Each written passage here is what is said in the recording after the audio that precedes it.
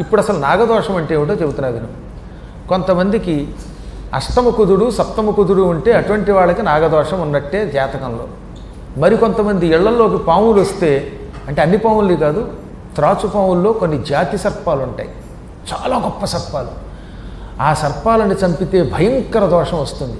ఇలా ఏదన్నా ఓ పాము వస్తే వాటిని పట్టించాలి, లేదా మనం తప్పుకుంటే అవే వెళ్ళిపోతాయి. ఈ జాతి సర్పములను చంపడం మహాపాపం. ఆ పాపం వల్ల వంశం నాశనం అవుతుంది. లేదా ఒళ్ళంతా మచ్చలు వచ్చి పడిపోతాయి, తెల్ల మచ్చలు వస్తాయి, శ్వేతకుష్ఠ వంటి రోగములు వస్తాయి. ఇళ్లల్లో భార్యాభర్తల మధ్యలో అశాంతి వస్తుంది. పాములు చంపిన వాళ్ళు ఎవడూ సుఖపడినట్టుగా నేను చూడలేదు. సర్పములు దేవతలు, అన్యాయముగా ఎవరి జోలికి రావు. ఈ ప్రపంచంలో ఎవరికి భయపడాలంటే మనిషికి భయపడండి.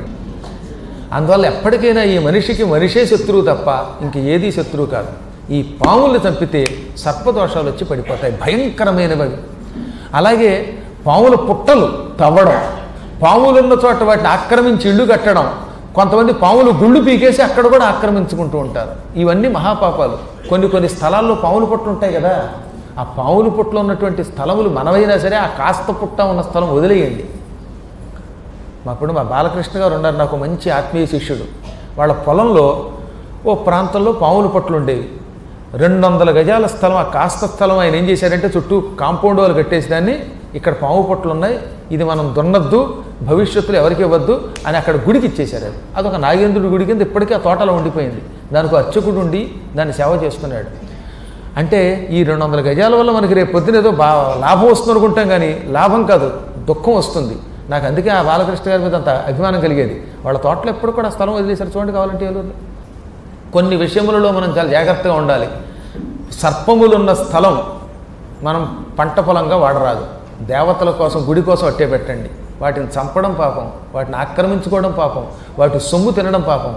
గోవులు, సర్పములు, దేవుళ్ళు, విప్రులు, ఈ నలుగురికి సంబంధించిన ఆస్తి మనది కాదట. గో, విప్ర, దేవ, సర్ప ఆలయములు మనం పొరపాట్లు కూడా అనుభవించకూడదు. వాటికి వదిలేయాలి. కొంచెం వదిలితే కోట్లు వస్తాయి. ఈ కొంచెం దగ్గర కక్కుర్తి పడితే మన శరీరం అంతా ఓట్లు అయిపోతాయి. ఇవి తెలుసుకోవాలి. ఇలాంటి పనులు చేసిన వాడికి నాగదోషం వచ్చి అయితే వంశం అభివృద్ధి కాకుండా నాశనం అవుతుంది, లేదా రోగగ్రస్తులు అవుతారు, భార్యాభర్తల మధ్యలో దుఃఖాలు వస్తాయి. ఇవన్నీ తొలగజేసేటటువంటి ఒకానొక దేవత ఉన్నది, ఆవిడే మానసాదేవి.